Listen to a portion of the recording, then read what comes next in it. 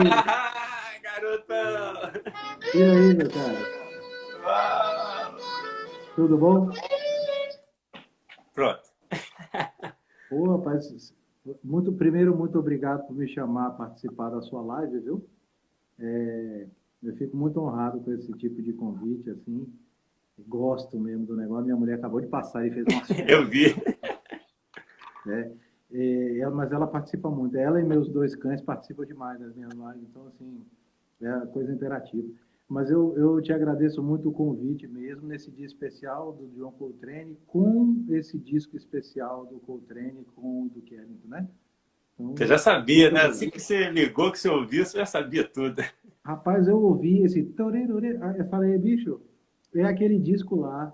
Esse disco eu vi na Lojas Pernambucanas, em Salvador, em vinil. Isso. Não é, era. Eu conto a história direto da modinha em Salvador. Foi a primeira vez que eu escutei o Michael Brecker em vinil. E esse disco tinha nas lojas americanas, não americanas não, pernambucana do Shopping Bar. Esse eu não esqueço, porque é Para você ver difícil. o alcance que esses álbuns tinham, né? É, tinha Ontem, muito. ontem mesmo, foi segunda-feira mesmo que o Léo Gandima veio.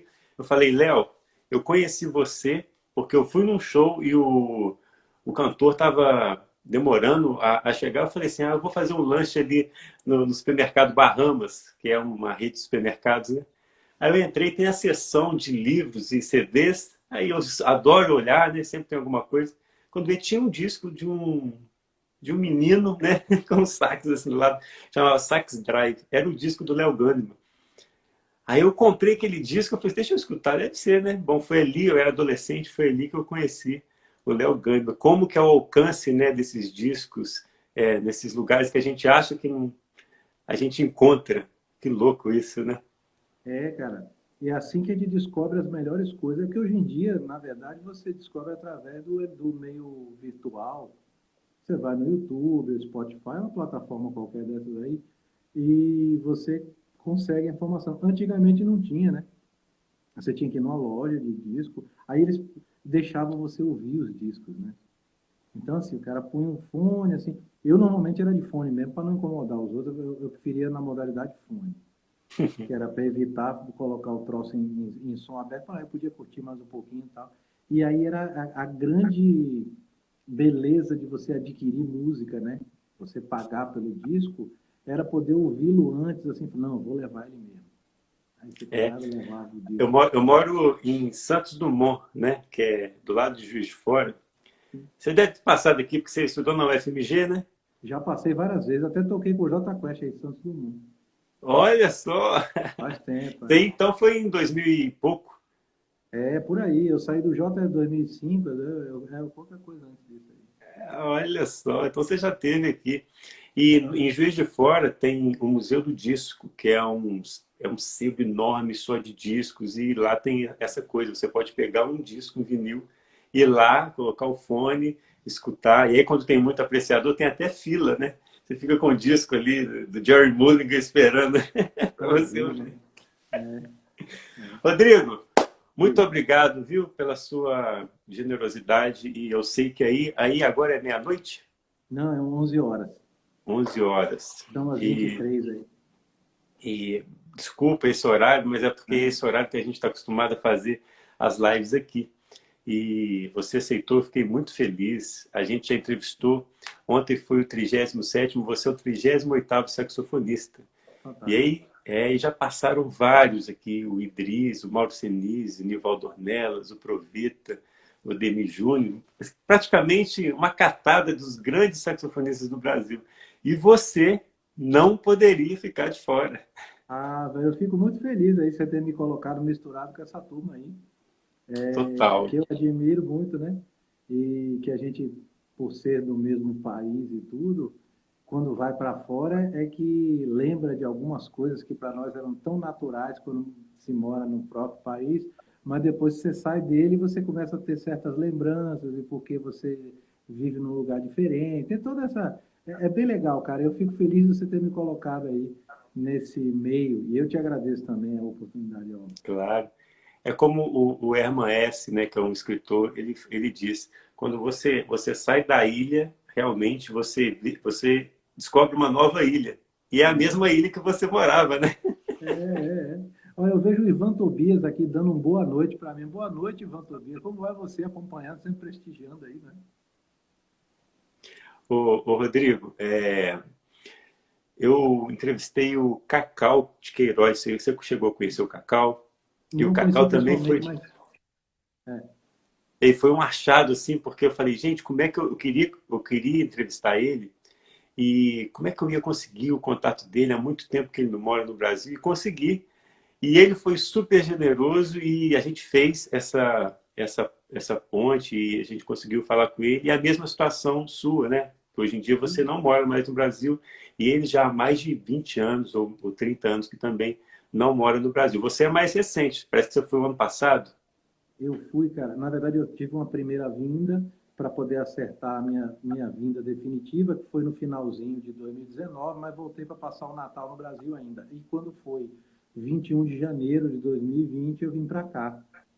Curiosamente, assim que chegamos, no dia seguinte, 22 e tal, é, a gente cuidando das coisas da casa e tal, e minha mulher comentou comigo, "Ah, eu vi no noticiário aí um negócio de um vírus novo que está tendo aí.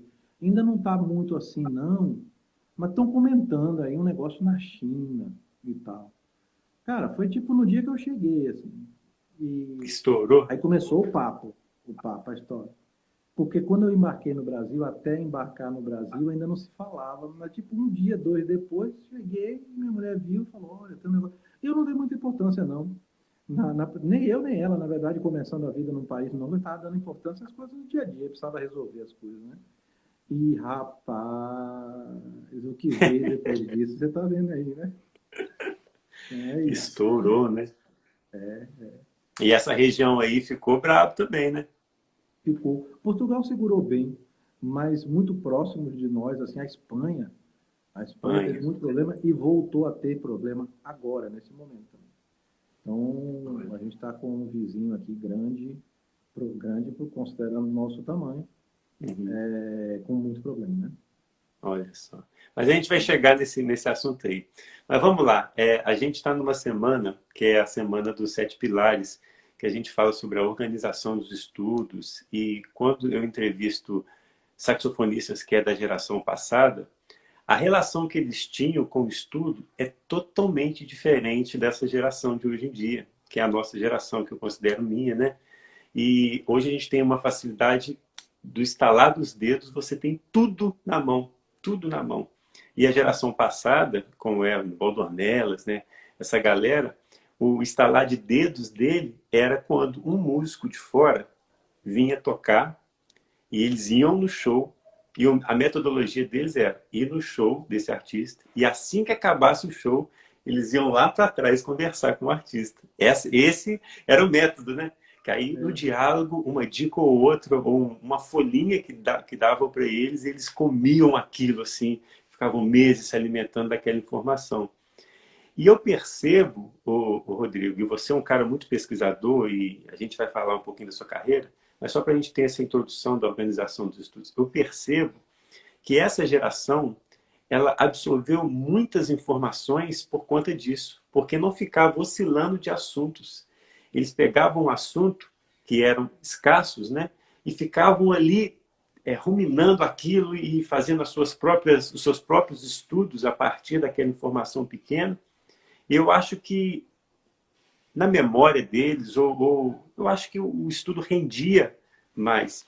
Transcrição, por exemplo, era no vinil, e aí tinha que ficar voltando, aquela coisa toda, então aguçava muito mais. Hoje em dia tem programa que tira praticamente tudo, reduz a velocidade, tem toda essa facilidade. Mas eu percebo que a geração passada, ela teve uma base muito forte por conta disso, por não ter tanta distração e eles terem mais foco. Você acha que é isso mesmo? Assim? Eu concordo plenamente com o que você disse pelo seguinte, hoje em dia o chamado excesso de informação vem junto também com o excesso de distração, né?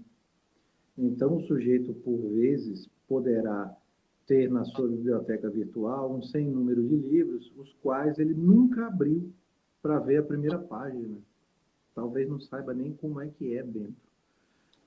Porque às vezes fica cômodo.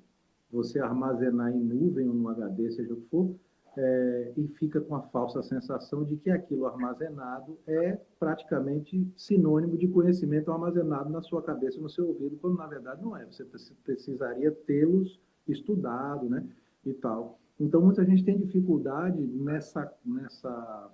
nesse furacão de informações de poder realmente prestar atenção em alguma coisa. Digamos, de 100 livros que ele tenha, ele dá uma olhada naqueles 100 e escolher uma linha. Olha, eu vou seguir esse aqui durante um tempo, nem que eu veja os outros também, mas seguirei mais esse aqui e tal. Não, por vezes, dá uma olhadinha na primeira página e já não quer mais estudar aquilo, aí não olha o outro, quando vê já também não olhou, aí olhou pela metade. É um negócio complicado. Quando eu comecei a estudar, isso eu já contei também, mas eu vou contar aí nessa live também. O que acontece? A gente tinha acesso a livros pela metade, por pedaços de livro. Então, assim, era um xerox, a gente fala o nome mesmo, é cópia, que as pessoas faziam, que às vezes não tinha nem o nome do autor, a depender de onde se pegava essa cópia, tanto o lugar onde se pegava, quanto do pedaço do livro. Você começava a estudar aquele troço, você não sabia nem quem tinha escrito o livro. E aí você estudava, ficava louco tal, e dava resultado, porque a metodologia é boa tal. Tempos depois, quando você tem acesso ou ao PDF ou ao livro integralmente, assim, comprando, você fala, nossa, eu já estudei esse livro, rapaz, não sabia que era fulano de tal que tinha escrito esse livro, não. Vou lhe dar um exemplo, Jerry Coker, Patterns for Jazz, que não é só do Jerry Coker, né? É ele mais outros coautores. Esse livro eu estudei durante um tempo, assim, uns pedaços, eu não tinha capa dele, eu não sabia que era do Jerry Coker. E aí, tempos depois, numa loja em São Paulo, fui lá, folhei o livro, estava comprando já. Rapaz, eu conheço esse exercício assim. Putz, então esse era aquele livro que eu estudava. É esse. Esse é o livro do Jerry Coker. Olha Esse é um só. exemplo, né? Esse é um exemplo. Mas isso acontecia mesmo. Essa coisa do excesso hoje em dia é um vilão, é um É vilão. Se muito. você não souber organizar realmente os estudos, você fica patinando, na verdade, né? É. Ô, Rodrigo, você não é de Minas, né? Não, eu sou de Salvador. Morei 10 anos em Minas, né? Mas eu sou de Salvador. Você morou em Minas por causa da faculdade? Por causa da faculdade. Essa história é interessantíssima. Eu fui. O pessoal de Minas gosta de saber por quê, porque, afinal de contas, se você vai morar na terra dos outros, você tem que dar uma explicação mínima. Tem que, A explicação mínima, ela é boa. Eu fui ao Festival de Campos do Jordão, isso era 91, 92, no núcleo de Tatuí. Cidade de Tatuí, que é super conhecida, assim, conservatório. Porque a parte de banda sinfônica do Festival de Campos do Jordão era Tatuí. E a orquestra sinfônica era na própria cidade de Campos do Jordão. Mas no último dia do festival, o povo de Tatuí ia para Campos para fazer o encerramento do festival. E nesses festivais, um dos anos foi o Dilson Florencio, que as pessoas que estão aqui na live, talvez muitos o conheçam, é um grande professor de saxofone, grande instrumentista, né?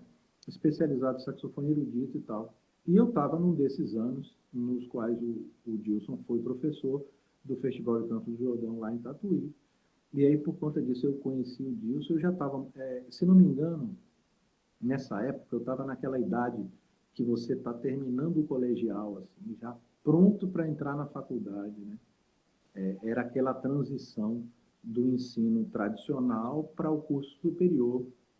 E aí, nesse momento, eu decidi, pô, vou estudar música mesmo, de verdade. Já tocava, né? Tocava profissionalmente e tudo. E eu vi um curso de saxofone que era um curso de saxofone mesmo.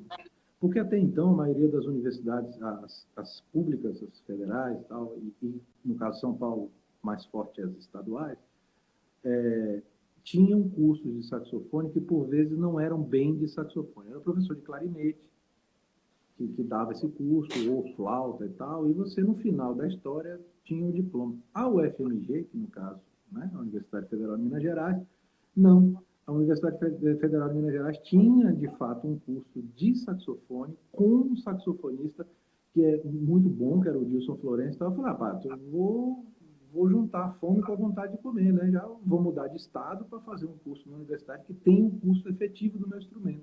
Então foi por isso que eu mudei para BH em 1995. Que massa. Então, e você conheceu então o Kleber Alves? Conheci pouco o Kleber. Cheguei a conhecê-lo numa época que ele ainda morava na Alemanha, mas aí apareceu lá em Belo Horizonte, aquelas coisas de férias que as pessoas normalmente voltam às suas cidades, Natal e tal.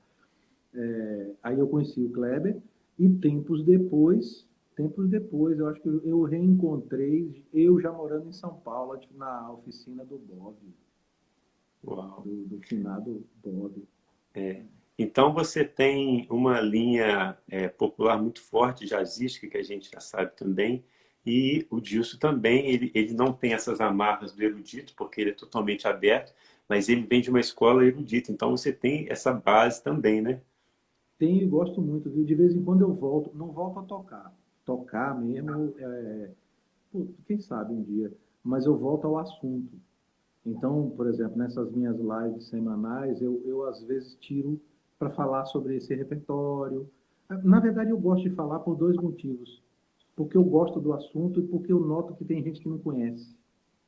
Aí, para mim, é interessante, porque além de falar sobre um troço que eu gosto, eu termino mostrando para algumas pessoas que não fazem ideia que exista saxofone clássico, que existe e que tem um repertório específico, tem um jeito próprio de tocar e tudo. Então, esse foi um legado que o Dilson Florencio me deixou e a UFMG também.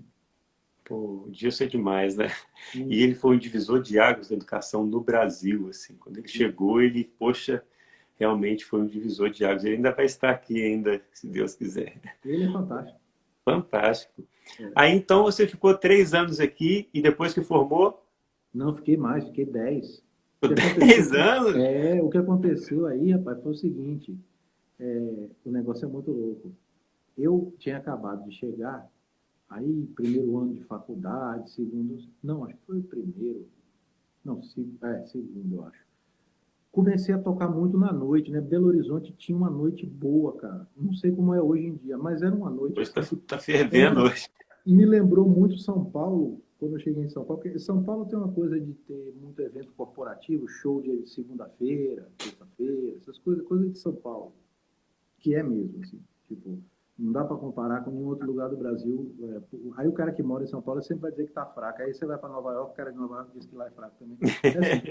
É assim, é assim que funciona, mas tem coisas que só funcionam desse Fora jeito. aqueles que falam, na minha época era bom, né? É, só que BH, por exemplo, dava quarta, quinta-feira, assim, rolava umas coisas interessantes para fazer, não só em termos do cachê que se pagava, como do som. Então era uma coisa boa, você ficava na própria cidade ali trabalhando, tá? E eu comecei a trabalhar muito, né, nesse período que eu tinha iniciado a faculdade. E por conta disso, como ele vai para lá, vai para cá, começa a tocar, pintou uma oportunidade de tocar no J Quest, que nem chamava J Quest ainda, era J Quest, né? E tocava, na verdade, era uma banda ainda local, porque fazia aquele circuito de Belo Horizonte ali do Barro Preto, ali do finado Bar Nacional, na Avenida do Contorno, na Estrada Expressa e tal. Aí toquei com eles e tal. E o que aconteceu foi que eu fiquei esses 10 anos, mas dentro desses 10 anos, nem todos foram da faculdade, porque terminou, cara, que me jubilaram da UFMG. Eu fui um aluno jubilado, né? Porque eu não podia, eu não frequentava, tipo, era difícil, eu viajava muito, é uma renúncia, né? Você tem que fazer certas escolhas, assim. Aí eu precisava trabalhar e tudo. Já era uma cidade que não era a minha, né? Então tudo ficou um pouco mais difícil em relação à estrutura. E aí eu optei por tocar, efetivamente. Mas passei uns bons anos na UFMG, viu? E aí você ficou 10 anos aqui em Minas. Fiquei 10 e nesses 10 uns 3 na UFMG. Caramba. A música mineira é muito forte, né, ô Rodrigo? Demais. Você vê, poxa, você vê o Toninho Horta, o Juarez Moreira, essa galera, assim, tem uma Beto Lopes, influência. né? Wilson Lopes. Beto Lopes, São que muito bom. bons mesmo. E aí, depois que você saiu daqui, você foi para Salvador ou você foi para São Paulo? Não, eu fui direto para São Paulo. Eu queria aquele negócio de jogar a moeda para cima, cara ou coroa. Eu falei, eu estou em BH há um tempo, mas eu queria ir para uma das duas cidades, ou Rio ou São Paulo, né? Mas aí tudo me levou para São Paulo, assim.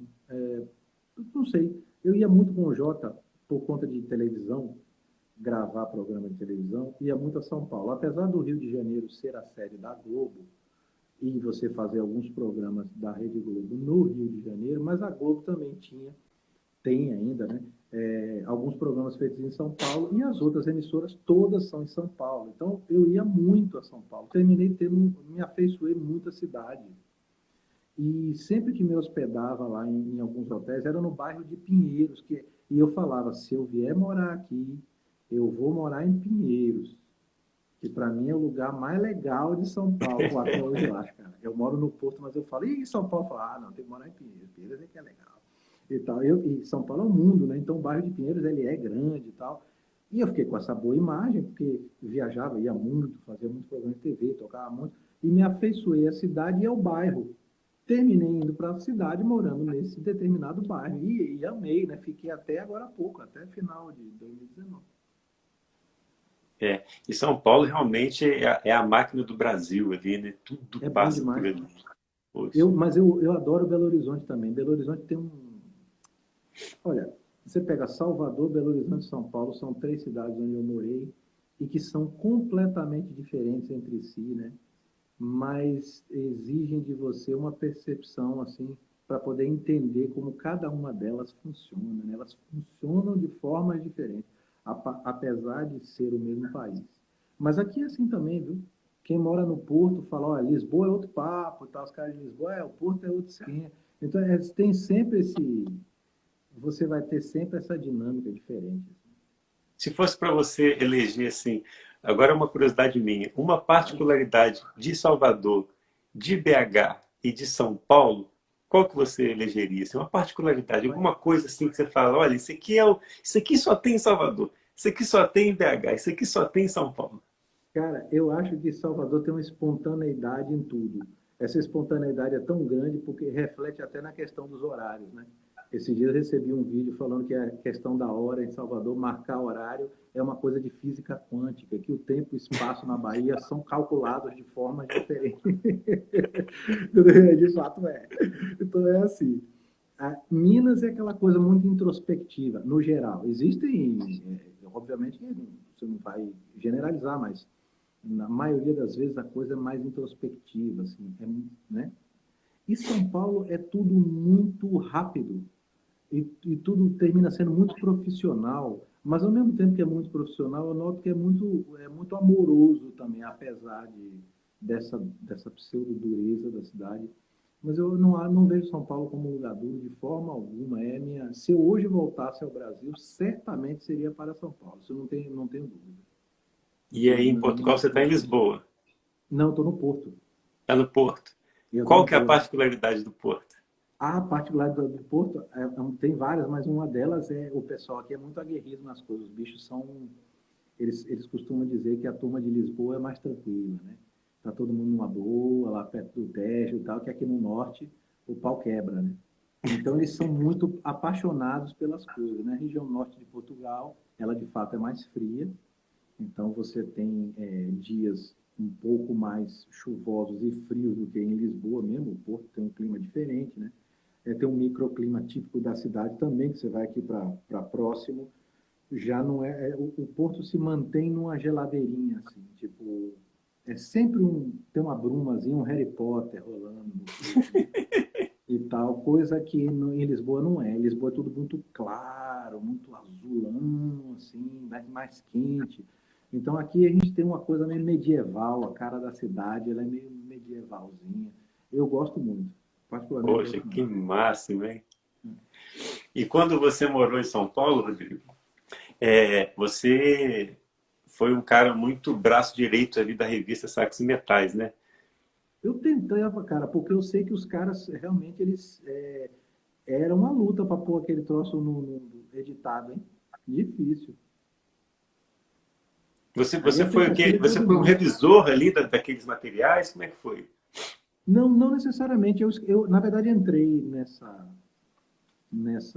essa coisa de escrever para a revista através da Débora Aquino, né? Que eu acho que ela sim estava na parte de edição. Ela me convidou para participar, fazer alguns exemplares, algumas edições dessa revista, né? assim como chamou diversas outras pessoas também. E eu me Tenho interessei vários porque eu aqui, achei a ó. qualidade muito boa. Pô, demais. É, Olha, só para você ter uma esse dia eu noção. achei. Você tem aí? Tenho praticamente todas, cara. Ah, isso aí. Olha aqui, olha, algumas capas, ó. Nossa, essa do Bocato. Ó, Muito bom. Muito bom. Aí o JT Meirelles. Oh, poxa, tem vários aqui. Tinha até essa revista aqui, eu não sei se você chegou a ver.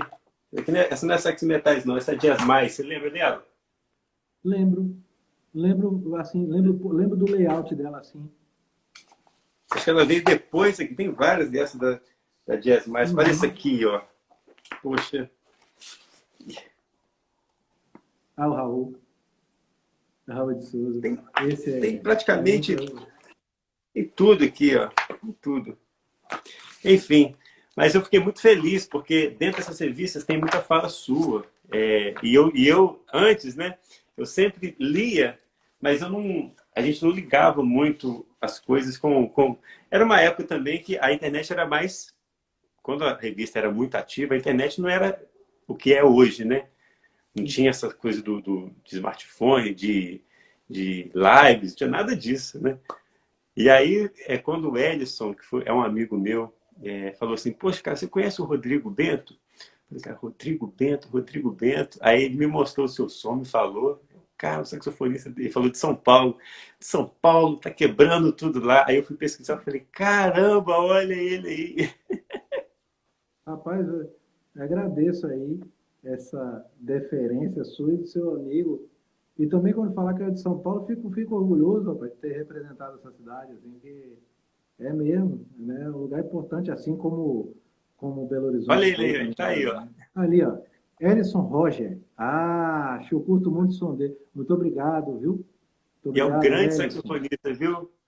Ah, Grande sim, saxofonista, sou muito fã também dele. que bom. Rodrigo, você chegou a ver mais ou menos ali o e-book, deu uma olhadinha? Você é um educador também, né? Com certeza, a gente percebe pela sua fala. A gente percebe. Eu leciono há um pouquinho mais de 15 anos e quando a gente assiste uma live de alguém, só pela fala, a forma da construção, a gente fala, esse cara é um professor, né? Ah, que E bom. aí eu percebo em você que você tem essa didática muito forte. Você consegue falar coisas que são temas mais difíceis de forma fácil. E essa é a grande sacada. Não é você pegar um tema que é simples e começar a falar nomes científicos. O negócio é tão simples, você começa a falar coisa. Não, você é totalmente ao contrário. É o justo professor, que pega um tema que é praticamente um pouco complexo. Você, na sua fala, você faz o negócio parecer que é muito fácil. E, na verdade, no fundo, quando a gente vai fazer através da sua fala, como um professor, a coisa fica fácil. Então, quando você teve esse olhar assim pelo e-book, o que você achou daquela sequência de pilares dos temas reais de se organizar um estudo? Ah, eu acho muito legal, né, cara? Porque a gente falando sobre organização, já que o assunto é esse, né? Que é o que eu sinto mais falta é de que maneira organizar, né? Tanto que eu fiz uma masterclass justo sobre esse assunto. E o que fazer, né? No momento em que você tem acesso a tanta coisa e não sabe direito como proceder, né? Então, uma pessoa como você que desenvolve também uma metodologia de como fazer isso, eu acho que é super importante. Eu fico muito feliz que tenham surgido bibliografias como esse seu e-book que tratem desse assunto, porque não é simplesmente o estudo pelo estudo, e sim como direcioná-lo, né? Eu acho que, na minha opinião, é muito válido qualquer tipo de tentativa como essa sua e de todos os outros professores, nós que damos aula, assim, para tentar organizar aquilo que muita gente tem dificuldade em fazer, né? Que é simplesmente parar para se dedicar ao próprio instrumento. E o tempo é muito curto, né? A gente acha É, que, nossa, a gente às vezes tem 8 horas por dia para estudar, tem 4 horas por dia, ou tem só 1 hora por dia. Independente do tempo que você tem, se você não tiver organizado, não adianta nada você ficar tocando 8 horas por dia. Essa falta de organização, você vai nada mais nada menos que ficar soprando o instrumento, toca uma música aqui, toca um tema outro ali, tenta improvisar numa aqui. Parece que é aquele menino que pega a bola e vai na pelada, né, e fica a tarde inteira jogando. Aquilo é um jogo, não é um treino que realmente tem aquele no campo de treinamento, né, que tem aqueles treinos que colocam uma corda na cintura e falam para o jogador sair correndo para ganhar velocidade, esses tipos de exercícios que aí realmente são treinos, né? E quando não se está tão organizado, a gente tende realmente a estudar horas por dia, mas simplesmente batendo pelada, né? Só É. tocando música. Você E acha tem, isso, eu, né? eu acho isso muito interessante que você falou, porque também tem o contrário. Tem o cara que fala, eu só consigo estudar 15 minutos ou 30 diários por dia. Não, diários, desculpa, se é diários é por dia, óbvio. Mas, a gente manda, de vez em quando sai aquelas bicudas. Mas o que eu acho é que muitas pessoas se queixam desse pouco tempo, mas também não aproveitam esse pouco tempo que dizem que efetivamente tem, né? E se você É direcionar verdade. muito bem esse pouco tempo, você termina tendo um resultado muito legal. Melhor do que você estudar 4 horas hoje, amanhã não pegar. Aí depois você toca 15 minutos, depois de 2 dias, depois pegar mais 1 hora. Isso aí é melhor 15 minutos durante o dia ali, né? Todos os dias. Exatamente. Você falou tudo, tudo. É que a gente sempre fala, é preferível você ficar 20 minutos todos os dias do que não estudar 3, 4 dias e pegar numa sexta-feira e ficar 5 horas tocando. É, porque isso não rende, né? Isso termina ficando. Na verdade, existe uma memória nossa, que não é só a do ouvido, não. É a do ouvido e a memória muscular também, que é a da embocadura, da digitação. Então, se você não tem essa prática com uma certa regra, termina que você não consegue ter intimidade com o que você se propõe a fazer, que é tocar saxofone, porque 1 hora toca umas coisinhas meio rápidas, dá sorte que o dedo vai, né? É muito comum quem faz isso, por exemplo, não usar metrônomo. O metrônomo é um negócio que deixa você a par das suas dificuldades, ele vai te ajudar. E aí o cara não estuda o negócio, ele pega umas frases rápidas, sai, tá, aí fica 2 horas nisso aí fica 3, 4 dias sem nem pegar no instrumento de novo. Termina, você não tem uma sequência, né? Minha mulher que fala sempre que cachorro é um bicho muito metódico, né? A gente tem dois, e eles são mesmo. Quando você acostuma eles com um negócio, eles são os bichos, eles ficam te olhando no horário que tem que comer, eles sabem que quando o sol se põe, é a hora de dar a janta dele. Tem esse negócio.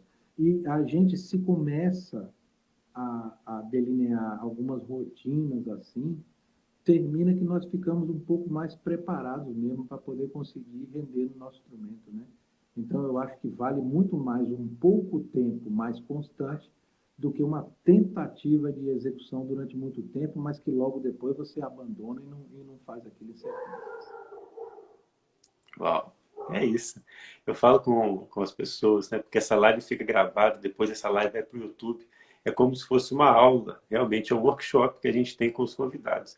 E às vezes eu falo para todo mundo, assista com um caderno do lado. Porque uma frase que o convidado fala pode te dar um insight que vai te adiantar aí pelo menos uns 5 anos da sua carreira. É Porque você às verdade. vezes não estava antenado com aquilo. E na Bíblia tem uma passagem que é muito é até engraçada, né? Que fala que Deus leva em consideração o tempo da ignorância. Ou seja, quando você não está sabendo do negócio, está tudo certo. Mas quando o Rodrigo vira e fala uma frase que te acorda, aí já era. Se você não fizer isso, você já está pecando. Já não é ignorante, né? Teve uma aqui, olha, que o Ivan Tobias ele escreve que é o latido do Lupicínio. Lupicínio é um dos meus cães, é muito querido, Lupicínio, o cão ruivo. Toda vez que eu vou tocar alguma coisa assim, ele dá aí o pessoal já está acostumado a ouvir Lupicínio, né?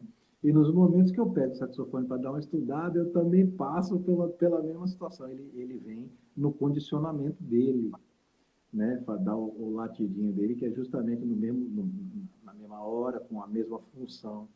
Aí eu tento aprender com o meu cachorro, que ele é tão metódico, eu tento ser tão metódico quanto ele. Mas isso é importante, você manter rotinas, viu? E esse lance da ignorância também é muito louco, né? Doido. Tem vezes que você, ao não saber o negócio, fala assim, não, peraí, será que isso vai me fazer falta ou não? Eu nunca me dei conta. Ah, agora sim percebi tal detalhe e tal. Isso acontece com todo mundo. Não é só com os alunos, assim, acontece com a gente tocando também. E a gente tem que estar muito atento e observar tudo, né? Você, nesse caso, falando que observa o seu cachorro e aprende com ele, é uma Isso, outra visão. É uma outra visão. não Tem que aprendo estar muito com os atento. outros. É. Eu entrevistei um saxofonista que se chama Glaucus Links. Não sei se você chegou a conhecer ele. Chegou? Conheci, toquei com ele. É To- mesmo? Toquei com ele no show do Otto Nascarella, o Nasca. Foi lá também que eu conheci o Xuxa Levi, pianista e arranjador fantástico, que é o líder da Orquestra Jabaquara, em São Paulo. Que Assim, entre massa! outras coisas. Eu conheci o Xuxa nesse show aí e o Glaucus também. Pô, o Glaucus é demais. O Glaucus, eu toquei com ele também, né? E quando eu vi ele soprar aquele tenor de perto, eu falei, gente, que é isso, né? E na live ele falou que ele foi no show do Michael Break e ele ficou na frente, assim, do show, assim.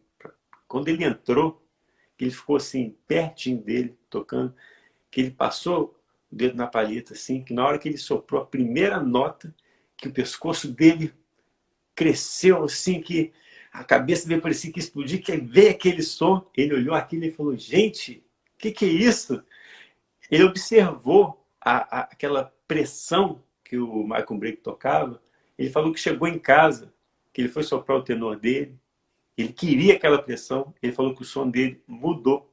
Você vê, uma observação, que ninguém falou nada. Ele simplesmente estava olhando o cara e teve aquela centelha e falou assim, poxa, então tem que mandar som mesmo. Ele falou que o som do tenor dele mudou daquele dia para frente. Olha que louco isso.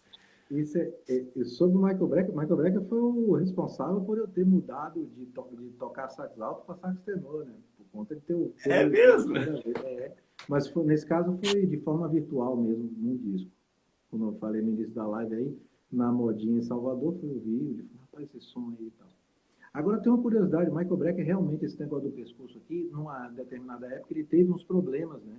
Ele usava uma malha, um negócio assim, que prendia. Isso é década de Para dar uma 70, né? segurada, né? E por isso que ele teve algumas entrevistas dele que ele falou, olha, eu gostaria de usar palhetas mais duras, mas se eu usasse eu não conseguiria tocar. Então, se não me engano, eu acho que ele usava a palheta 2, no máximo 2,5, né? E tinha um som lindo, né? Foi o cara que mais me Lindo. influenciou até hoje e tudo. Mas ele tinha realmente isso, tanto que durante um tempo, tem uns vídeos, ele com meio, parece, sabe aquelas meias de É, compressão? parece que é. Só que no pescoço, Então ele foi responsável por você passar pro tenor? foi ele. O Michael Brecker foi. Engraçado que o, Diga, diga. engraçado que o dizem, né, que o Charlie Parker foi responsável por Coltrane e pro tenor também. Então, tem essas histórias, muitas delas a gente nem consegue descobrir direito por conta dos caras terem morrido e você não tem nenhum material que prove, aí vira meio lenda. Mas no meu caso foi verdade mesmo, porque eu, eu já tinha ouvido, óbvio, tocava sax alto e tal, então ouvia tenor, né? Outro, o Coltrane, o Sonny Rollins, eu tinha um disco do Illinois Jacquet, Illinois Jacket, que eu tinha esse disco, eu adorava o som dele e tal. Só que o Michael Brecker é aquela coisa quando pega, assim, sabe? Tipo, fone de ouvido na loja de disco, você escuta, é o primeiro disco dele. Era aquele disco lá com o Pat Metheny, o Kenny Kirkland, o Jack DeJohnette, que ele gravou Nothing Personal, que é um tema nas jams, assim, principalmente em Belo Horizonte, tocava-se muito. Uau. E foi o primeiro disco dele que eu vi. E ali eu decidi, eu falei, eu vou tocar tenor. É muito engraçado. E você tinha quantos anos, mais ou menos? Eu devia ter aí mas acho que eu devia ter uns 16 anos. Ó, Por aí. novinho. Porque eu comecei a tocar muito jovem. Eu comecei, assim, muito jovem não, depende da situação. Tem nem que começa a tocar com 3, 4 anos de idade, não é o caso. Mas eu com uns, sei lá, 12, 13, eu comecei a tocar, assim, Que estudar massa. e a tocar. Então, com 16, eu efetivamente já tocava mesmo, assim, tocava na banda sinfônica lá da Universidade Federal da Bahia. Então, eu já tocava o alto. Lá eu já tocava tenor na banda sinfônica. Mas essa transição se deu por conta de ouvir esse disco do Michael Brecker, é o primeiro disco dele. Como que é, né? Assim, é uma coisa que parece que já está dentro da gente, mas precisa de alguém para despertar, né? Parece que o tenor já estava dentro de você, com certeza, senão não ia ter essa ligação. E aí o Michael Brecker veio, pá, né? Né? Assim como o Kennedy fez um pá em muita gente, né? Fez. E faz até hoje, né? Mas fez sim. E até levando essas pessoas para um instrumento que é pouco usual do cara iniciar no saxofone, que é o sax soprano. Eu estou falando Sax mais isso soprano. por conta do Kennedy ter ficado notório no sax soprano, muito mais. E algumas pessoas que começaram a tocar, quiseram, até adquiriram o instrumento, já entraram tocando soprano, né? Que é uma É, coisa já que de normalmente primeiro. os professores vão... O professor ele vai naturalmente sempre contraindicar, né, essa situação. Vai pro Mas, alto. mas isso aconteceu muito. E o Michael Brecker foi por causa disso. Agora, também uma coisa que me pegou muito nessa questão sobre o Michael Brecker foi logo depois eu comecei, aí sim me interessei por tocar tenor e me interessei pelo artífice, né? O cara que me fez trocar o alto pelo tenor e comecei a pesquisar a discografia e a carreira dele. E eu comecei a ver a versatilidade, cara. O que mais me chamou a atenção foi isso. É uma hora é banda de rock, é banda de funk, depois é jazz. Eu falei, rapaz, eu quero isso pra mim, bicho. Eu quero tocar igual esse cara toca, assim. Pra ele pouco importa se é rock, se é... Não, pra ele é tudo música. Ele ia. Então, foi isso que me chamou muita atenção, esse negócio do cara transitar bem em vários lugares. Acho isso legal. E acho legal não só na música executada, né? Na música, nas relações musicais, você poder ter um lugar de uma pessoa que não tem nada a ver com a outra chamar você para tocar. Tipo, cara, não tem nada a ver. Pô, fulano tá tocando com fulano, bicho, mas fulano. E no outro dia eu vejo tocando, rapaz, não tem nada a ver com... Talvez essas duas pessoas nunca se encontrem tocando, mas você se encontra tocando com um e tocando com o outro. E isso foi uma das coisas que mais me chamou a atenção com o Michael Brecker. Talvez tenha sido essa a, a, a força, assim, Você se identificou, que né? me fez admirá-lo. Um saxofonista que é assim, ele também tem essa versatilidade é o Branford Marsalis. Isso é muito. Ele tem essa versatilidade de tocar também com rock, tocar o jazz tradicional, o jazz contemporâneo e também o clássico. É, isso é. Ele é Tem um disco demais. do... Não sei se você ouviu o disco do James Taylor, que tem o Michael Brecker também no mesmo disco, mas tem uma faixa de abertura com um solo de alto, assim. Rapaz, você escuta aquilo ali, você jura que é um Gerald Albright, um Mark Russo, um cara desse assim, É o mas Branford? é o próprio Branco Gonçalves. Olha! E o Eu som esqueço o nome totalmente da fora. música, Como mas chama esse demais. disco? E de sax alto, eu não lembro o nome. Depois eu vou escrever esse nome para você. Aí, depois, de repente, numa outra live, você fala para o pessoal. É muito bonito esse disco. E o James Taylor é muito bom, na verdade. Eu gosto dele, independente da coisa do Eu saxofone. Ele tem adoro, uma James Taylor figura, adoro. um compositor e tal, figura, né? Cantando também. Mas Pô, tem esse aquele, tem disco aquele clipe que até o Milton Nascimento tá, né? Do já Rio. vi. É, Poxa, lindo, lindo demais. e nesse disco que eu estou falando, tem e no final tem um solo do Branco, assim, de alto, cara. E de alto, que é o que é mais interessante. Muito Porque você interessante. sempre é acostumado a vê-lo tocando tenor e eventualmente soprano. Mas ele está de alto ali, muito bonito, cara, de bonito. E você acredita mesmo que é um cara do pop, assim, do Pop. métier e tal. Não deixa de ser do métier pop também, né? Pode dizer que ele é tão versátil quanto alguém que toca pop, ele tocando pop, ele é muito versátil por ser jazzista também.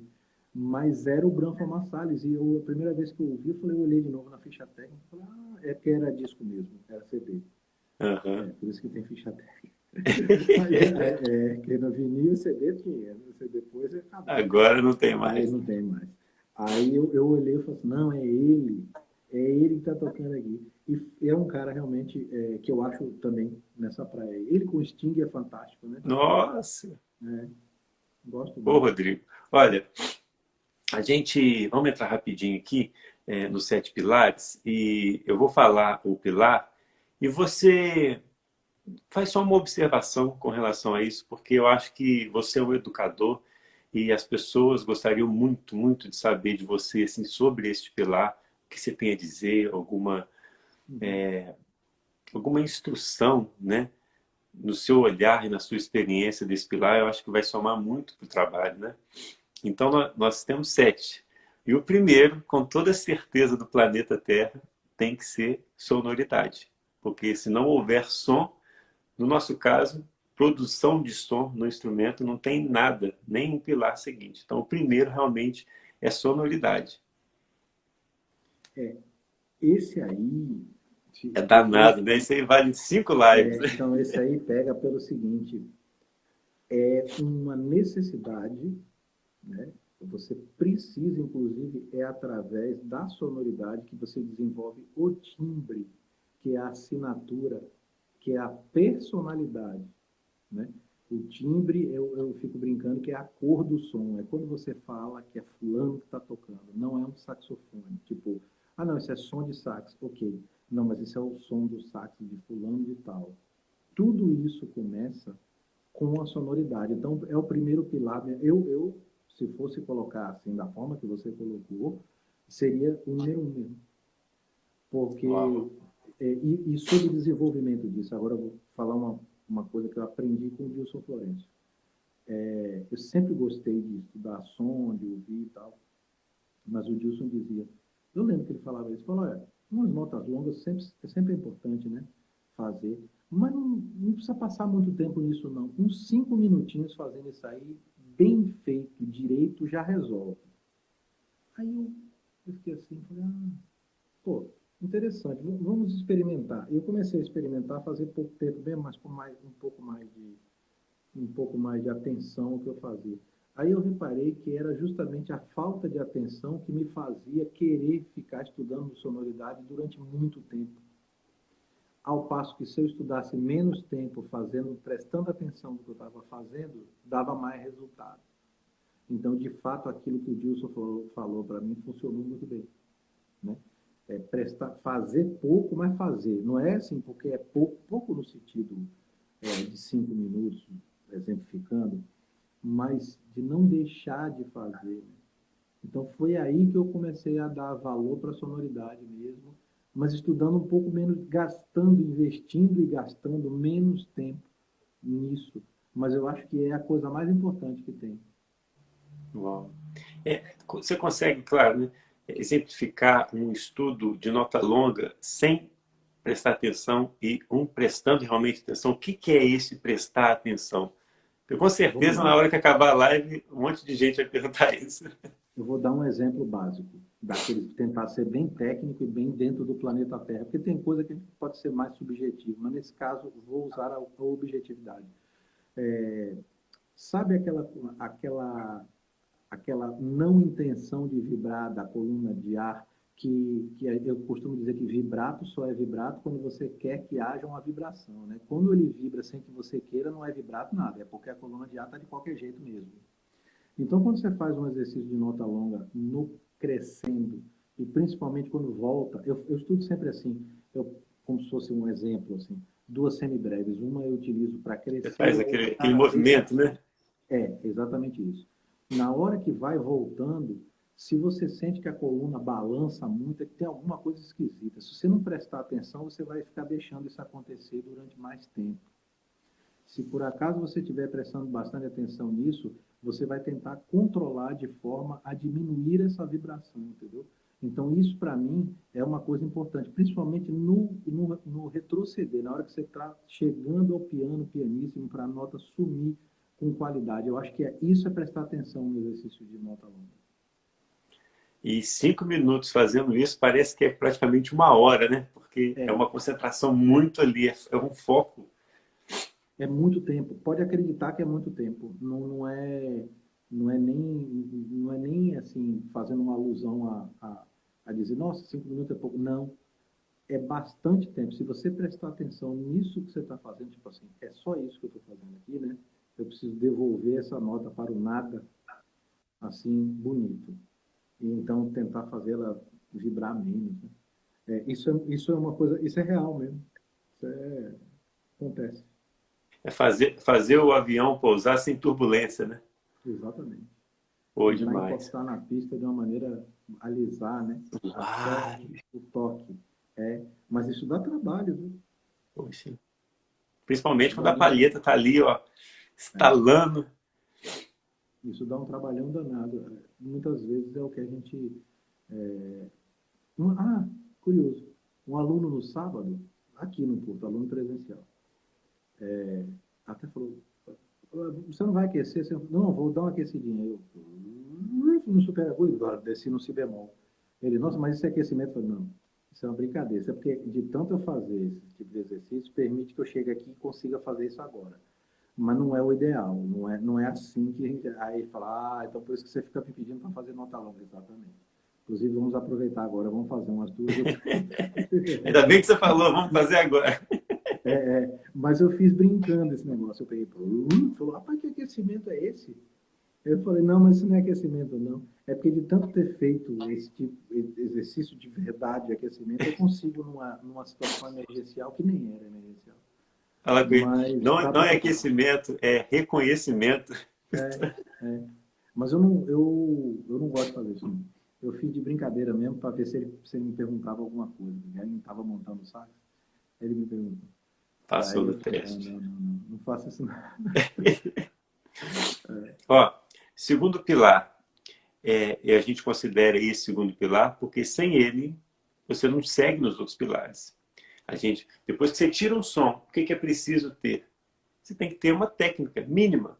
E quando a gente fala em técnica, os músicos intermediários e avançados, os profissionais, já acham que a técnica é o virtuosismo, né? Aquela coisa toda. Mas a técnica nada mais é, se você pegar um aluno iniciante, se ele conseguir fazer as passagens, isso aqui, ó, isso já é técnica. A É, técnica de mudança de dedo. Então, a gente considera o segundo pilar técnica por isso. Depois que você emite o som, você tem que ter ali a técnica. O que você me diz dela? eu concordo com você também em relação ao que nós podemos chamar de técnica, né? Técnica é tudo aquilo que alguém desenvolveu e colocou como conteúdo sistematizado, né? A gente estuda isso na faculdade de licenciatura. E não é só de música que se fala. O conteúdo sistematizado é todo aquele que alguém pesquisou e colocou numa metodologia. Então, isso é técnica. Técnica não é necessariamente sinônimo de velocidade, porque fazer nota longa também é técnica, né? É como desenvolver a sua sonoridade. Da mesma forma que estudar um repertório é técnica também, porque tem técnica de estudo, não é só o executar. Qual é a técnica de estudo? É o cara, por exemplo, abrir uma partitura e olhar, esse ponto aqui vai me dar trabalho, esse aqui, esse aqui. Então eu vou fazer um geral, mas nesses lugares aqui eu vou dar uma atenção especial. Isso é técnica também. E não necessariamente não tem nada a ver com virtuosismo, com nada. É a técnica de perceber onde estão as dificuldades, onde estarão as dificuldades e você tentar é, passar por cima delas de maneira mais inteligente. Nós dividimos a técnica dentro da metodologia em duas, que é a técnica mecânica e a Uhum. técnica reflexiva. Tá. O que é a técnica mecânica? Aí são escalas, arpejos, patterns, tudo, os padrões, né? Tudo que te exige ser mecânico. Aquela coisa né? É a mecânica do instrumento. Isso é a técnica mecânica. Sim. E a reflexiva é a questão da leitura. Por quê? Quando você lê uma partitura, uma peça ou qualquer coisa, você tem que assimilar a bolinha geográfica ali na pauta, a nota. Você tem que saber a digitação dela no seu instrumento. Você tem que saber o andamento. Você tem que saber a divisão dela. Então é como se fosse dirigir um carro. Você tem que é o retrovisor que você tem que olhar, é a marcha, é o freio, a embreagem. Você tem que acelerar, olhar. Então assim, no início você fica todo preocupado, todo tenso ali, mas com a prática, você dirige tranquilamente. Você, às vezes, está na terceira, quando vê, já está na quinta e você nem viu você passando a marcha. né? Então, treinar essa técnica reflexiva é tão importante quanto treinar a técnica mecânica. Então, a gente divide a técnica dentro dessa metodologia em duas. Eu acho muito importante isso. É, esse comentário também seu a respeito de não generalizar, achando que técnica é tudo aquilo que pode levar você a uma velocidade. É fazer. É igual, quer ver um negócio que eu falo direto, é leitura. Existe leitura musical e existe leitura musical à primeira vista. São duas coisas completamente diferentes. Não é que não Exato. tem nada a ver com uma outra, não. É claro que tem a ver porque trata-se do mesmo assunto, São mas semelhantes, mas não iguais, né? não, jamais. A pessoa fala assim, não, mas eu não leio música porque eu não sou capaz de chegar e tocar na hora. Eu falo assim, não, você não tem primeira vista. Mas você lê música. Se eu te der uma partitura, você fala, ah, é claro de sol, o tom é tal, essa nota é tal, você sabe ler. Você pode não executar à primeira vista. Então, isso as pessoas têm que entender, que primeira vista é uma coisa e leitura é outra coisa. É a mesma coisa em relação à técnica. Que maravilha. É isso. É clareza, né, Rodrigo, que eu falo para todo mundo. Quando você tem clareza nos assuntos, é muito mais fácil estudar. É Eu muito acho, mais fácil. eu acho. Eu acho bom, até fico brincando nas lives, que aquele dia que você estava lá, que é o Boteco, Live É Teco, o Boteco lá. Boteco, mais ou menos, é que eu às vezes fico brincando com coisa séria, por exemplo, Marcel Müller, né, do Erudito, aí eu fico dando uma zoada, brincando, claro, respeitosamente sempre, mas brincando, né?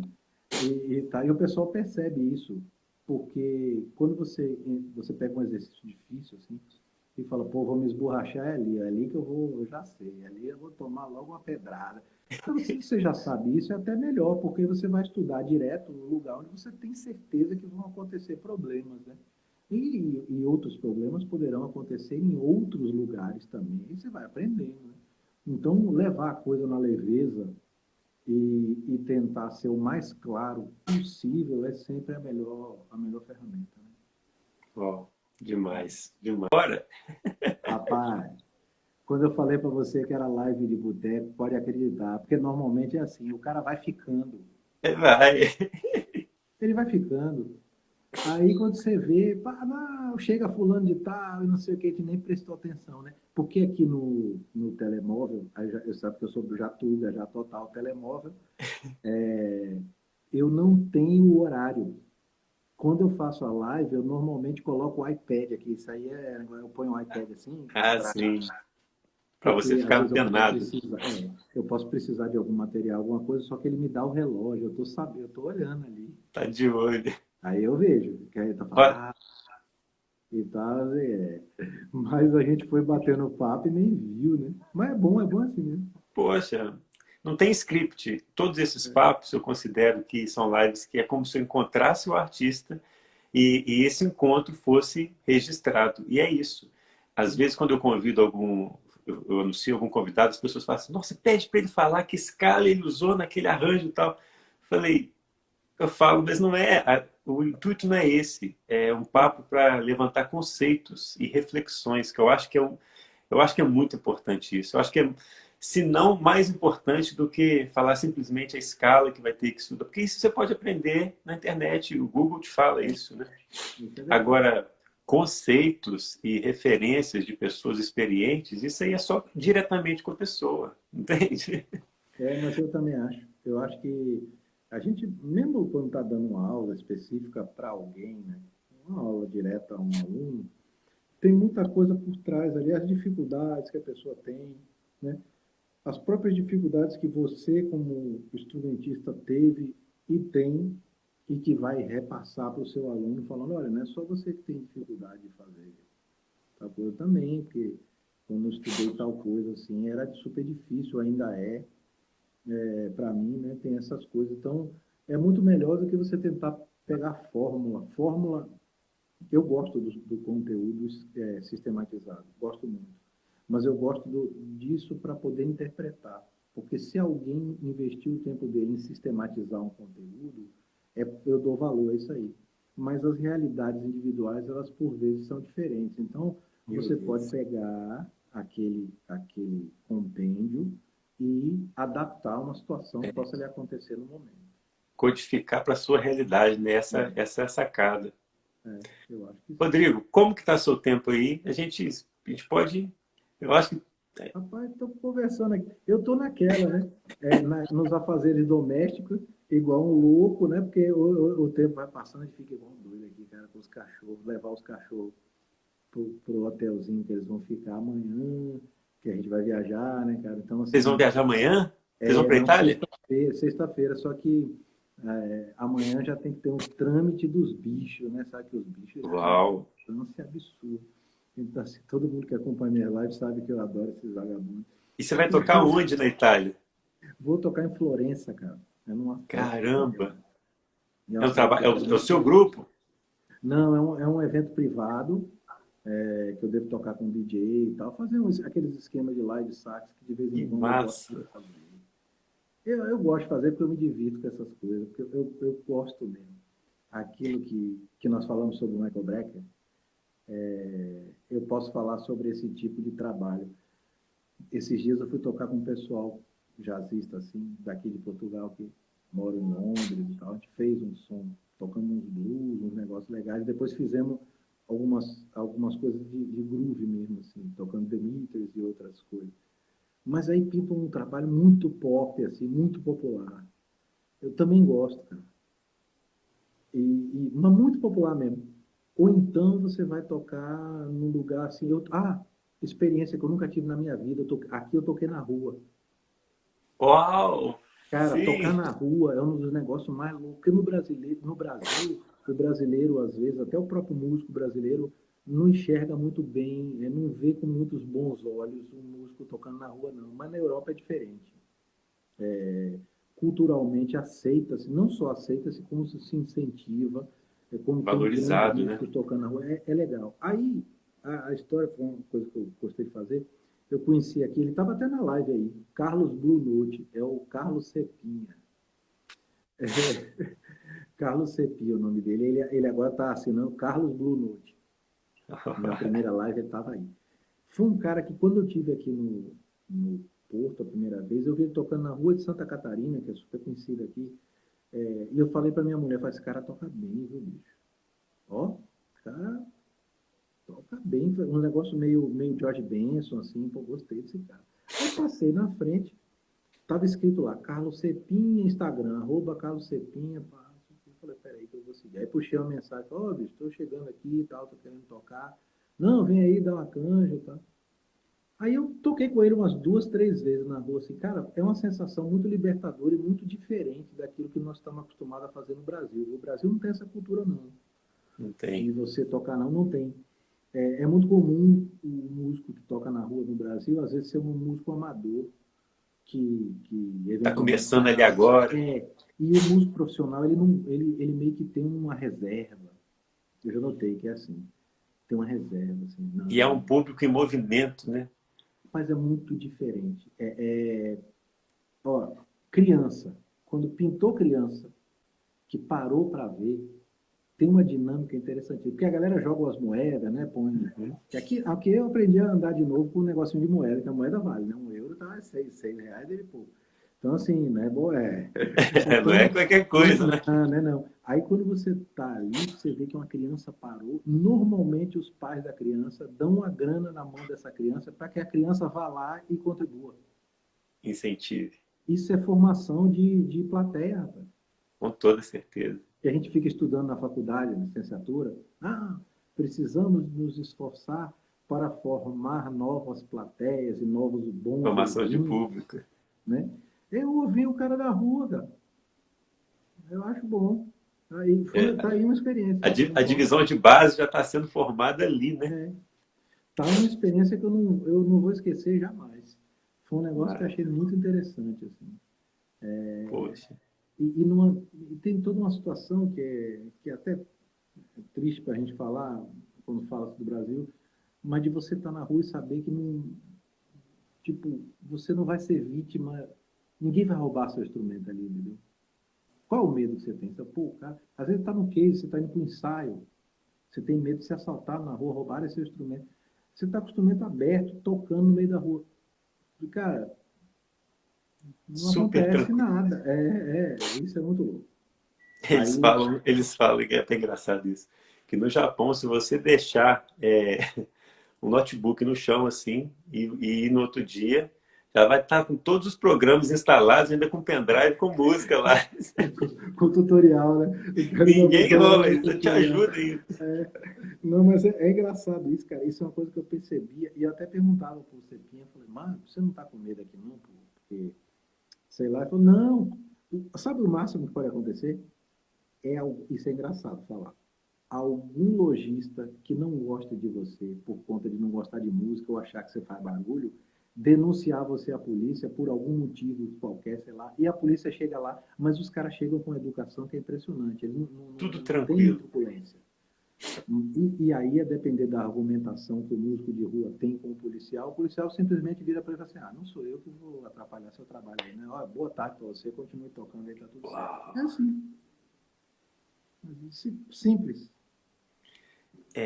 Temos que caminhar muito. Isso é muito doido. Foi uma coisa que eu aprendi, cara. Aprendi mesmo com esse negócio. E aí, e às vezes, teve uns dias que eu fui tocar, até essa coisa do sol aqui, as noites elas começam mais tarde, né? Agora está começando a diminuir o horário por conta de entrar no outono. Mas mesmo assim, até umas 8h40 da noite tem sol. Agora, né? No verão até 10 da noite. Uau. Aí eu voltava da rua igual um doido. Eu fui tocar algumas vezes, porque eu tinha live para fazer, rapaz. Era muito claro ainda, porque é 19 horas aqui, puta sol violento. Eu falei, gente, já são 18 horas, peraí que eu tenho que ir embora para casa para fazer a live. Porque eu me entusiasmava, ficava lá tocando os temas. Não tem noção. Na sua cabeça, né, e na sua experiência, você espera o sol abaixar um pouquinho para falar, ó, tem que ir embora, né? É que eu vi esses dias, como eu lhe falei na outra live, um vídeo que me mandaram, que na Bahia tem um negócio assim, que é depois que o sol esfriar. Ele marca um compromisso. Aí o baiano fala assim, porque é sacanagem o cara saindo debaixo do sol quente, né? Só quem mora em lugar que faz muito calor é que sabe disso e tal. Sim. E eu achei engraçado esse negócio do sol quente, porque aqui não é que o sol é quente, não. Mas é que anoitece tarde. E aí você vai ficando, né? Você tá ali tocando, você, rapaz, mas eu tenho um compromisso, tenho uma live para fazer.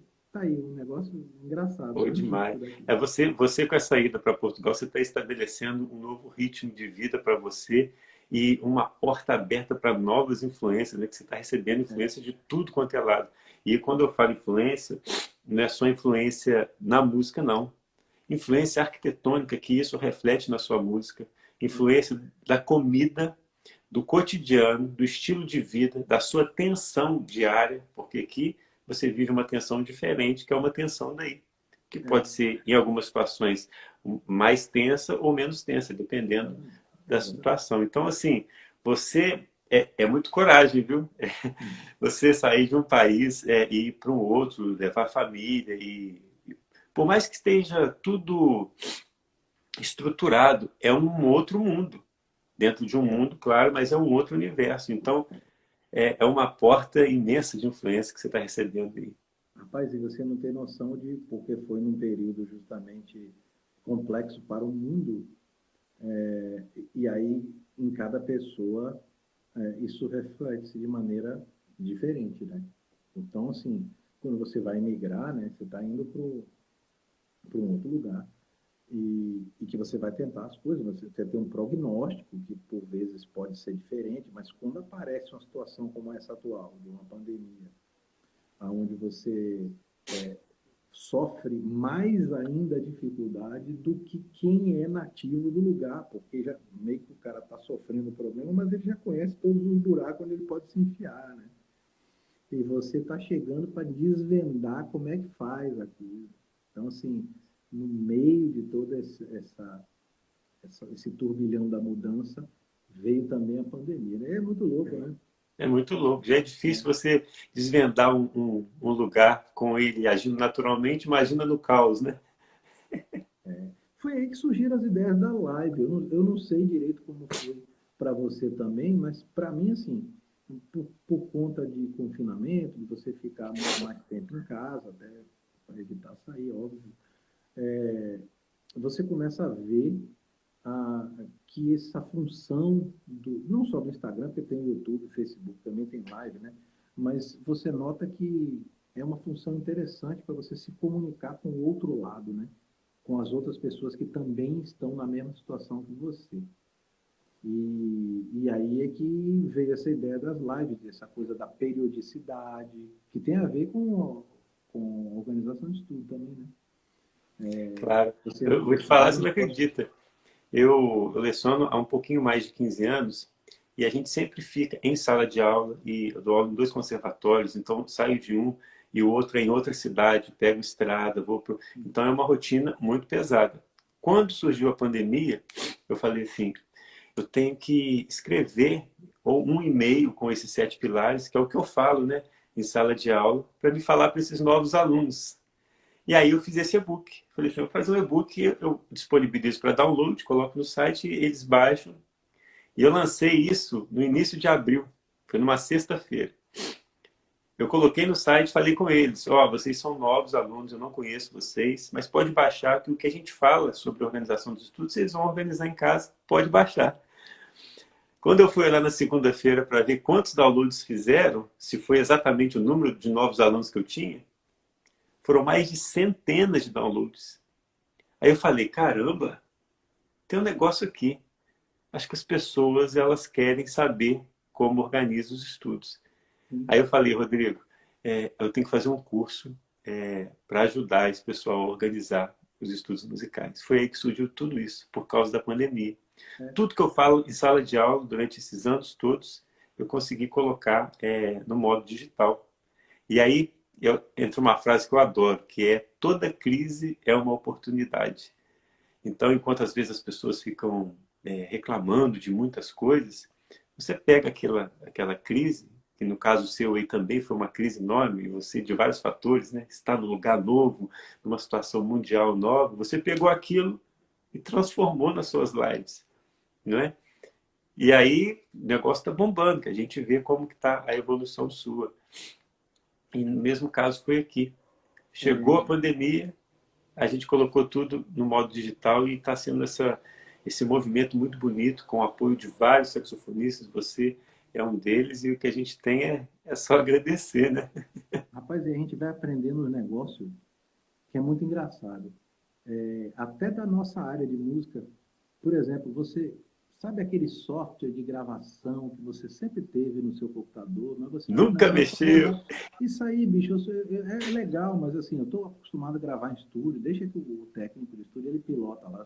Aí de vez em quando eu chego do lado dele, depois que eu gravei minha faixa lá, eu pergunto, ó, e esse canal, como é que habilita, não sei o quê, porque eu tenho isso no meu computador, mas não sei fazer direito, não. Aí ele mostra, aí você esquece e tal. Tá, o tempo passa, né? Quando você vê, você está dentro de casa, né? E agora? Gravar um negócio. Pô, mas como é que grava mesmo? Ah, não, tem que botar a placa com cabo não sei o que, microfone e tal, posiciona não sei como. Você vai aprendendo o negócio, né, cara? Que você normalmente falava assim, eu não vou fazer isso não, que isso é coisa, isso é É muito técnica. trabalhoso. É, é isso. E Tem outra coisa tudo que no você YouTube. aprende, isso eu preciso dizer para os brasileiros, que a maioria deve ser brasileiro que está nessa live, assim como são os da minha live também. Tem uma coisa que você dizer, quando você vem para fora, sabe aquele papel de músico que rapaz, minha mulher tá me vendo, ela tá ali na frente, eu fico. Cara, eu morri de dar risada, porque ela me ensina um monte de coisa também do dia a dia. Ela deve estar bolada com o horário, né? Desculpa. Não, para que nada, ela tá ali no computador. Na verdade, eu preciso ajudá-la a fazer umas tarefas de casa. Quando vai Não, lá, vamos já pro ter. tecla, aí tá tudo certo. É igual aquele cara, deixa a mulher em casa e vai tomar cerveja com os amigos, né? No caso, eu tô na live aqui, ela tá ali a tipo metros da minha. Pelo menos está em casa, né? Ela não está me vendo. Aí o que acontece? Eu falo para ela uma coisa que ela me alertou e é verdade. Quando você vem para fora, sabe aquele papel de músico do Brasil que assim, você está em casa esperando o WhatsApp, né? Tipo, antigamente era telefone, mas Rodrigo, ó, tem um trampo assim, assim, assim, o cachê é tal, no dia tal. Rapaz, quando você vem para cá, você tem que se autoproduzir. Você tem que falar com o dono de casa. Esse meu trabalho Jazz Bento mesmo, que eu coloco aí, cara, você tem que mostrar as coisas para as pessoas. Você faz o papel de empresário, que é um negócio que Empreendedor. a maioria dos músicos não está acostumado, não. Uma coisa que eu sempre respeitei é o seguinte, quando eu estava dentro de um trampo qualquer que me oferecia um cachê e uma condição de trabalho, eu sempre imaginava da seguinte forma, como não fui eu que fechei, eu não sei o que está se passando aí. O cara está me dizendo que é assim, eu vou respeitar e vou achar que é isso mesmo, porque ele deve ter tido um puta trampo para poder fechar esse negócio, para poder me colocar para trabalhar também, né? Mas aí eu vi alguns colegas que eram meio folgados, ficavam sempre desconfiando da honestidade do cara que chamou, achando que o cachê que podia ser melhor, que não sei o quê. Eu falei, rapaz, o buraco é mais embaixo. Se você for fazer seu próprio negócio, e você vai ver. Mas eu aprendi, cara. Quer dizer, falta aprender mais. Mas eu tomei um choque de realidade, que eu não estava acostumado com esse negócio, não. Eu estava acostumado com o WhatsApp. Tipo, ó, Marcou sai horário, daqui. tá lá, tocou, acabou. Rapaz, que não tem essa não, viu? Avisando aí quem quer imigrar, viu? Avisando vocês aí, que eu estou olhando para a tela do... Quer imigrar? É o seguinte, vai ter que conversar com o dono de casa, vai ter que oferecer o trampo, vai ter que arrumar músico aqui, descobrir quem são os caras que tem a ver com o som que pode ser feito para você. Total. O negócio não é simples, Tem que não. preocupar até com a água que você vai deixar do lado do companheiro ali. Não, rapaz, muda tudo sua vida. É. Tudo. E o seu nível de empreendedorismo chega a ser tão latente que na situação de você olhar um músico de rua tocando, você já olha o endereço do Instagram no papel, É, você já entra em contato com ele, foi, você já está tocando com ele. foi, foi assim mesmo. Foi nessa É pegada o aí. espírito empreendedor, né? Rapaz, você não tem noção. E às vezes sou meio disperso, porque, por exemplo, para escrever uma masterclass sobre organização de estudo, eu consigo fazer. E eu consigo organizar o estudo mesmo. Por quê? Porque eu sento ali e falo, não, eu preciso fazer isso aqui. Pá! E aí chego e faço. Mas no dia a dia, quando você está assim, putz, bicho, eu preciso fazer não sei o quê. Rapaz, quando você vê o tempo, você começa a ficar mais cuidadoso com as coisas, né? Exatamente. Então, olha, eu considero, eu digo a você, eu não digo mudar de país, não. Isso foi uma escolha pessoal, eu queria mesmo, eu e minha mulher e tal. Mas eu digo morar num outro país, assim, mesmo que a pessoa não vá se mudar definitivamente, é um troço que eu aconselho, viu? Deixa acabar a pandemia aí, ter vacina, esse negócio. Vocês que estão vendo a live aí, É uma evolução aconselho humana também, né? vocês. É, aconselho Total. mesmo, porque você vai ver o pau quebrar. Agora é bom também. É bom, né? Mas, assim, é um bom que, rapaz, você faz coisas que você nunca imaginou. Você fala assim, bicho, mas peraí, eu vou ter que vender um show meu, vou ter que falar o que eu for. Pô, não é tão natural o cara assistir um vídeo meu, me ver tocando. Não é assim que funciona. Porque às vezes você não vai falar com um sujeito que é músico. Às vezes o dono da casa que você vai tocar é business puro. O cara não é músico. Você tem que entender como é a A ferramenta de bater um papo linguagem. com esse caboclo, que é diferente. Isso você só aprende quando você sai do seu país. E quando você sobe no palco, você tem todas essas informações na cabeça, né? É. Você está preocupado com tudo. Não é só cheguei Não com é o só instrumento, tocar. vou tocar. Não, não é. Entendeu? É engraçado, cara. É engraçado. Mas é assim mesmo. A coisa é assim. Rodrigo, muito obrigado, viu, pela Eu que sua agradeço. participação. Eu quero agora que você fala onde as pessoas te acham, quais seus produtos, o que você está produzindo, o que você tem a oferecer para as pessoas que querem consumir o seu conteúdo. Pode falar o que você quiser aqui. Olha, primeiro eu agradeço muito a você pelo espaço, né? Porque afinal de contas, nós interagirmos é muito importante, né? Com Muito. principalmente pessoas que tocam o mesmo instrumento e fazem a mesma coisa. Esse negócio da interação, eu acho que é a principal chave para mostrar que o mundo é diverso, né? Existem pessoas de diferentes pensamentos, mesmo fazendo a mesma coisa e que podem conviver muito bem, né? O convívio eu acho Total. fantástico. Eu acho que tem que ter mesmo, sempre. Então, assim, essa é a primeira coisa, o agradecimento, de fato. Eu estou sempre dando as minhas aulas online, né? Como sempre fiz, mesmo antes da pandemia, eu sempre acreditei muito nessa ferramenta, muito, muito mesmo. No começo eu dava aula pelo Skype, agora eu estou usando o Zoom, porque tem um pouquinho mais de recurso. E o som é Aí, melhor, né? é, aí eu termino utilizando o Zoom para isso, né? Faço as masterclasses também, que são, aí são aulas para para 5 pessoas, no máximo, assim, em reunião, para que não fique também de difícil absorção de conteúdo, né?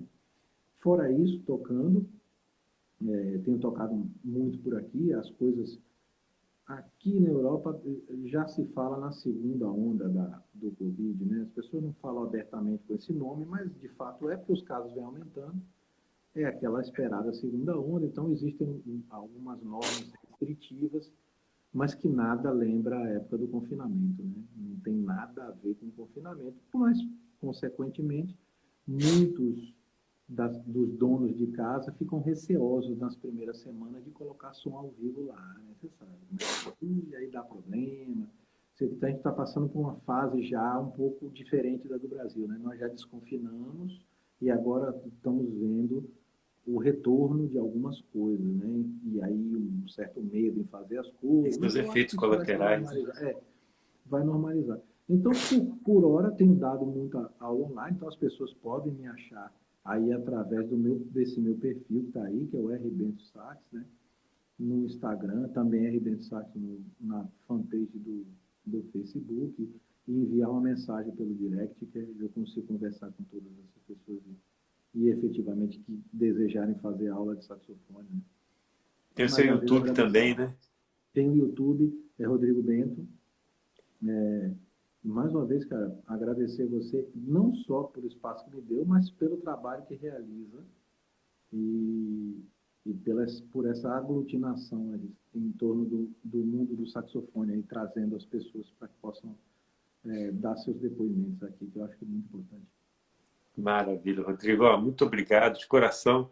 Um bom som na Itália, em Florença. E você pede desculpa à sua esposa aí, agora você tem um monte de... Não, rapaz, ela não liga não, ela tá até dando risada ali e tal, mas, cara, é isso mesmo, a gente tá nessa trabalha daqui, trabalha lá, fazendo um monte de coisa, é isso aí, cara. Muito obrigado mesmo. Maravilha. Obrigado, viu? Deus abençoe vocês e boa viagem. Muito obrigado. Até Valeu, mais. tchau, tchau. Tchau.